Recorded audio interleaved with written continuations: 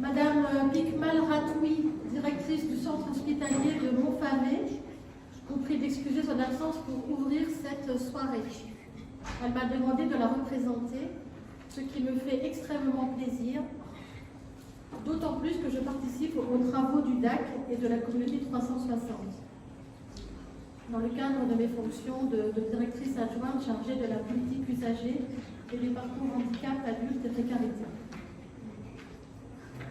Pour le centre hospitalier de Montfavet, premier opérateur public de territoire dans le secteur médico-social, handicap adulte et en charge d'un institut médico-éducatif,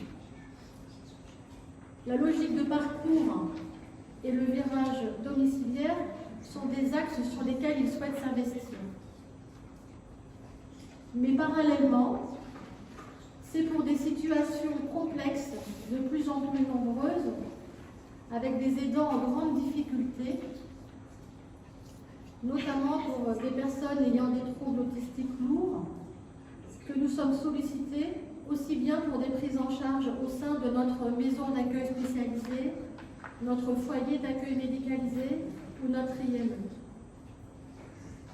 Il nous faut donc agir sur ces deux réalités et porter ensemble ces deux dimensions en lien bien sûr avec la réponse accompagnée pour tous et la plateforme de coordination et d'orientation, même si ce n'est pas toujours simple. D'ailleurs, le centre hospitalier de Montfavet a comme projet de structurer une filière autisme sous la coordination du Dr Esquer, dans le but de répondre aux besoins de manière coordonnée entre les prises en charge sanitaires, ambulatoires et médico-sociales.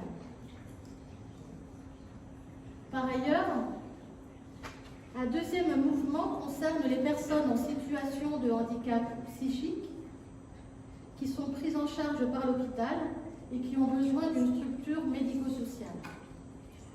Nous mettons en place des liens forts entre les différents secteurs et professionnels de l'établissement pour fluidifier ces parcours.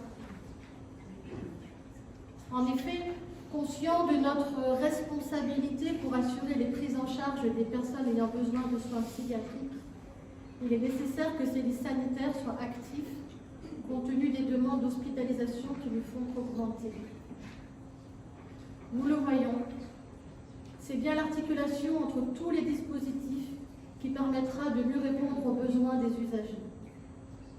Je ne doute pas que les présentations de ce soir nous apportent un éclairage précieux. Je vous remercie.